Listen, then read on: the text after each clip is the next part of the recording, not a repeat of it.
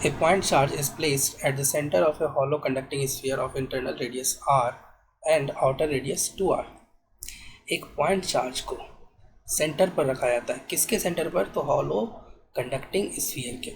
और hollow conducting sphere का internal radius दिया है r है और आउटर रेडियस जो है वो 2r है। The ratio of the surface charge density of the inner surface to that of the outer surface will be. तुमको निकालना है रेशियो। किसका निकालना है? Surface charge density inner surface का और आउटर सरफेस का सरफेस चार्ज डेंसिटी निकाल लो और दोनों का रेशियो निकाल के यहाँ पर फिल इन द ब्लैंक्स में भर दो। सबसे पहले हम ड्रॉ करेंगे हॉलो स्फीयर को। हॉलो स्फीयर का यहाँ पर देखो दो रेडियस दिया गया है, इंटरनल रेडियस और आउटर रेडियस।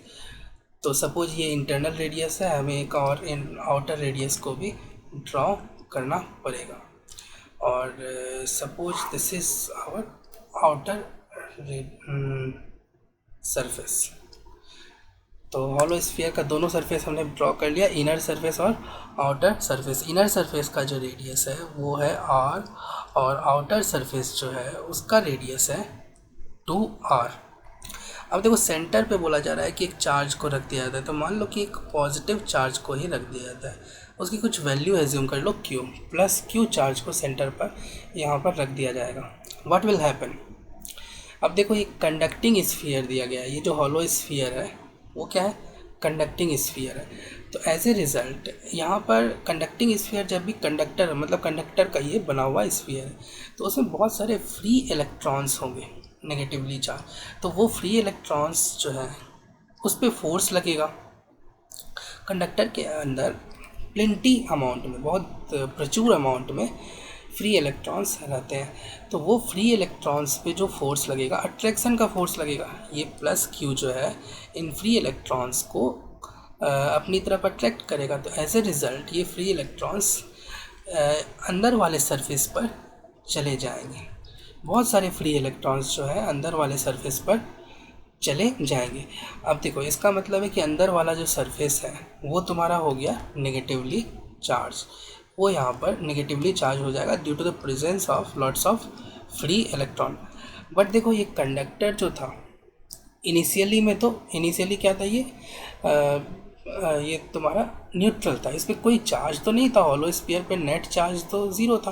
तो नेट चार्ज अगर ज़ीरो था तो इंटरनल शिफ्टिंग के कारण, फ्री इलेक्ट्रॉन्स के शिफ्टिंग के कारण नेट चार्ज नहीं बदलेगा। नेट चार्ज तभी बदलता है जबकि बाहर से फ्री इलेक्ट्रॉन्स इसको मिलते हैं तब।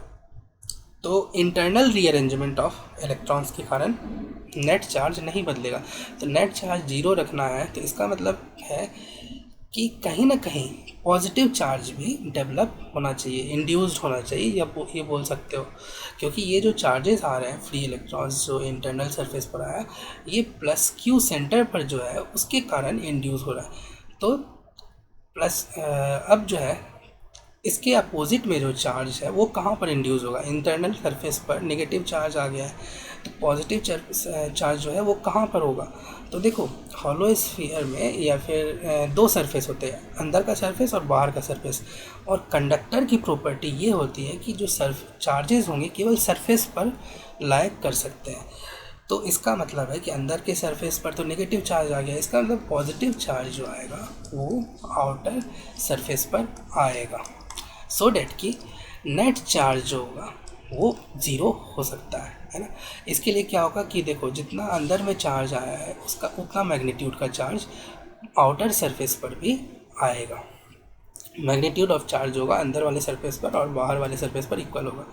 अब देखो अगर तुम इस चार्ज का मैग्नीट्यूड निकालना चाहते हो, ये जो इंड्यूस चार्ज है इसका मैग्नीट्यूड कितना है ये निकालना चाहते हो, तो इसके लिए तुमको अप्लाई करना होगा गॉस लॉ। इसको हम गॉस लॉ की मदद से निकालते हैं। एक गॉसियन सरफेस ड्रॉ कर लो जो कि मटेरियल के अंदर से पास कर रहा है। इस कंडक्टर के मटेरियल के अंदर से पास करता हुआ कुछ इस तरह से पास कर रहा है। अब इस गॉसियन सरफेस से हम फ्लक्स निकालेंगे।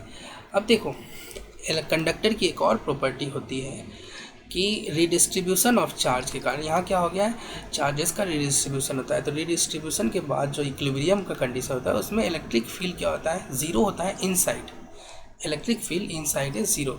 इसका मतलब ये जो रेड मैंने गॉसियन सरफेस बनाया है उसके किसी भी पॉइंट पर इलेक्ट्रिक फील्ड की वैल्यू हो जाएगी तुम्हारी zero.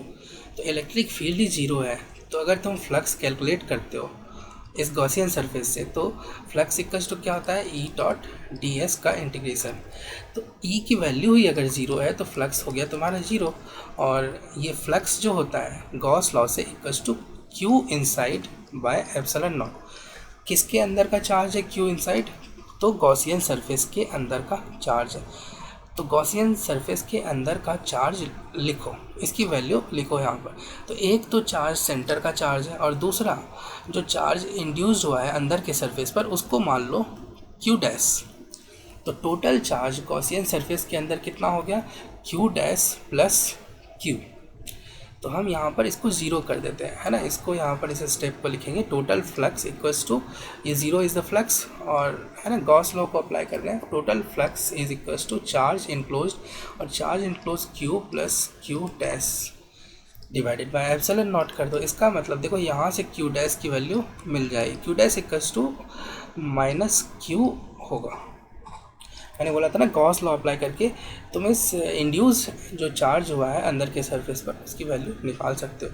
Q dash equals to कितना आ गया, माइनस क्यू, मतलब negative of the charge at the surface centre के ऊपर, सेंटर पे जो चार्ज था उसका नेगेटिव चार्ज इंड्यूस हो जाएगा अंदर वाले सरफेस पर, क्योंकि अब बाहर वाले सरफेस का चार्ज भी बता सकते हो। देखो टोटल चार्ज क्या होना है, जीरो, मतलब स्फीयर के ऊपर total charge net charge zero होना है। तो अंदर अगर माइनस क्यू आ गया तो बाहर प्लस क्यू चार्ज इंड्यूस होगा, तभी ऐसा हो सकता है। अब देखो नेट चार्ज जो है स्फीयर पर वो ज़ीरो आ रहा है, बाहर पर प्लस क्यू और अंदर पर माइनस क्यू आया है, plus Q minus Q zero आ जाता है। अब बहुत आसानी से तुम जो है रेशियो सरफेस चार्ज डेंसिटी निकाल सकते हो। अंदर सरफेस चार्ज डेंसिटी को हम सिग्मा से डिनोट करेंगे। अंदर वाले सरफेस पर जो सरफेस चार्ज डेंसिटी होगा, सरफेस चार्ज डेंसिटी मतलब charge divided by surface area, S A मतलब सरफेस एरिया। तो चार्ज जो है अंदर वाले सरफेस पे बताओ माइनस क्यू है और सरफेस एरिया कितना है, तो 4 पाई r²। उसी तरह से सिग्मा आउट्स है ना, आउटर सरफेस पर निकाल लो। आउटर सरफेस पर जो चार्ज है वो plus Q by surface area जो होगा 4 पाई, देखो 2r है रेडियस आउटर सरफेस का, 2r का स्क्वायर, मतलब हो जाएगा प्लस क्यू बाय 2 का स्क्वायर हो जाएगा 4, तो 4 × 4 16 पाई r²। देखो इन दोनों को डिवाइड कर लो, sigma internal by sigma out, है ना। इन दोनों का रेशियो निकालोगे तो देखो यहाँ पर तुमको मिलेगा -4, ठीक है। ये कैसे आया, तो minus Q by 4 pi r² कर लो, इसको डिवाइड कर दो plus Q by 16 pi r²। तो यहाँ से तुमको -4 की वैल्यू मिल जाएगी, यही होगा आंसर, -4।